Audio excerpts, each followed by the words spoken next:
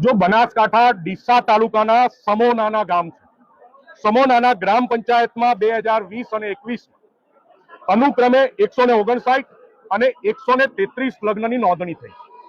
आज टोटल लग्नो जो रजिस्टर थया छे एनी एफिडेविट में लग्ननु स्थळ एक ज छे, कॉमन भगवानपुरा जोगमाया मातानु मंदिर।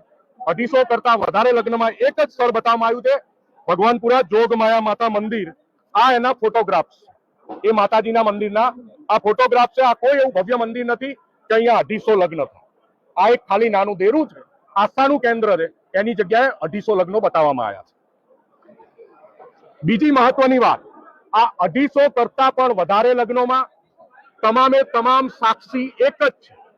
250 करता वधारे लग्नना तमाम साक्षी कॉमन छे, लग्ननुं स्थळ कॉमन छे અને મોટા ભાગની દીકરીઓ એવી છે કે જે 18 વર્ષ ને 4 દિવસ, 18 વર્ષ ને 10 દિવસ, 18 વર્ષ ને 5 મહિના, તમામે તમામ દીકરીઓની ઉંમર 18 થી 22 સુધી છે।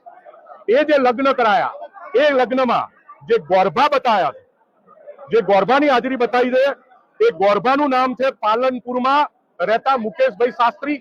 એક જ બ્રાહ્મણ બતાવવામાં આવ્યા તમામે તમામ લગ્નોમાં।